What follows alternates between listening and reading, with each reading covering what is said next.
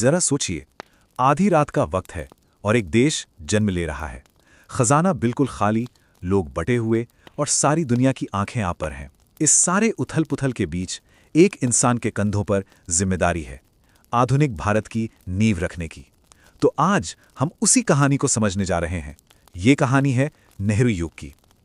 और ये सिर्फ कुछ शब्द नहीं थे, ये एक वादा था, एक ऐसे देश से किया गया वादा जो सदियों के संघर्ष के बाद पैदा हुआ था। अब नेहरू के सामने जो चुनौती थी वो बहुत बड़ी थी। मतलब एक ऐसा देश बनाना था जो सिर्फ आजाद ना हो बल्कि एकजुट हो, सेक्युलर हो और आगे बढ़ने की सोच रखता हो। ये कुछ ऐसा था जैसे किसी को एक कोरा कागज थमा दिया गया हो और कहा गया हो, इस पर एक महान देश का नक्शा बनाओ। तो इस विशाल देश का आर्किटेक्ट, इसका वास्तुकार था कौन? वो थे जवाहरलाल नेहरू, एक ऐसा इंसान जिसके पास सिर्फ एक सपना नहीं था बल्कि भारत के भविष्य के लिए एक पूरा का पूरा डिटेल्ड ब्लूप्रिंट था। नेहरू का ये जो ब्लूप्रिंट था ना, वो 5 बहुत ही मजबूत आइडियाज पर टिका था। पहला था पार्लियामेंट्री डेमोक्रेसी। जरा सोचिए, उस दौर में जब नए नए आजाद देश तानाशाही की तरफ जा रहे थे, ये एक बहुत बड़ा दांव था। दूसरा, सेक्युलरिज्म, यानी धर्म हर किसी का अपना निजी मामला होगा, देश का कोई धर्म नहीं होगा। तीसरा, साइंटिफिक सोच। चौथा, मिक्स्ड इकोनॉमी, मतलब सरकार और प्राइवेट कंपनियां दोनों मिलकर देश की जरूरतों को पूरा करेंगी। और पांचवा, गुटनिरपेक्षता की विदेश नीति। इसका सीधा सा मतलब था, हम दुनिया में अपनी एक अलग आजाद पहचान बनाएंगे। अब ये जो शब्द है ना, साइंटिफिक टेम्पर, इसका मतलब बहुत गहरा है। ये सिर्फ लैब वाले साइंस की बात नहीं थी, बल्कि ये एक पूरी सोच थी, एक नजरिया था। ये सोच थी अंधविश्वास को चैलेंज करने की। ऐसा ही होता आया है को छोड़कर ऐसा क्यों होता है, ये सवाल पूछने की। और ये सोच सिर्फ बड़े बड़े डैम बनाने में नहीं थी, बल्कि समाज से पुरानी और पिछड़ी सोच को मिटाने में भी थी। देखिए, एक महान आइडिया होना एक बात है, लेकिन उसे करोड़ों लोगों के लिए एक चलती फिरती सच्चाई में बदलना वो बिल्कुल अलग बात है। तो सवाल ये है कि नेहरू और उस वक्त के भारत के निर्माताओं ने इस बड़े विजन को जमीन पर उतारा कैसे? और ये कोई छोटा मोटा काम नहीं था। सबसे पहले तो संविधान सभा ने सालों तक बहस की और एक ऐसा दस्तावेज तैयार किया जो दुनिया के सबसे बड़े लोकतंत्र को रास्ता दिखाने वाला था। और फिर हुए चुनाव। सोचिए, ये इतिहास का सबसे बड़ा डेमोक्रेटिक एक्सपेरिमेंट था। लाखों लोग, जिनमें से कई तो पढ़ना लिखना तक नहीं जानते थे, वो पहली बार अपना भविष्य तय करने के लिए वोट डाल रहे थे। ये किसी क्रांति से कम नहीं था। लेकिन देखिए, डेमोक्रेसी सिर्फ वोट डालने तक सीमित नहीं होती। ये मौकों के बारे में है, अवसर के बारे में। नेहरू ये बात अच्छी तरह जानते थे कि असली आज़ादी तो तब मिलेगी जब भारत आर्थिक तौर पर अपने पैरों पर खड़ा होगा, जब वो अपने लोगों का पेट भर पाएगा और अपने उद्योग खुद बना पाएगा। और यहीं से एक नए तरह की पूजा शुरू हुई, तरक्की की पूजा।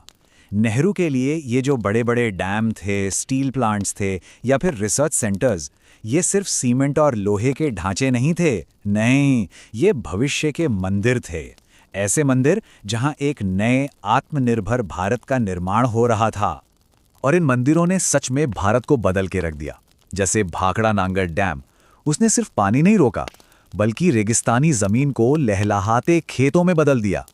आईआईटीज ने इंजीनियरों और वैज्ञानिकों की वो पूरी की पूरी पीढ़ी तैयार की, जिसने आगे जाकर दुनिया में भारत का नाम रोशन किया। तो ये सिर्फ कंस्ट्रक्शन नहीं था, ये एक पूरे राष्ट्र का उदय था। लेकिन नेहरू का विजन सिर्फ भारत की सीमाओं तक ही नहीं रुका।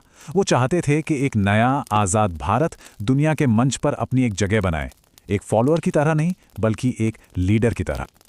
और ये एक बहुत ही हिम्मत वाला कदम था। सोचिए, कोल्ड वॉर का वो दौर था।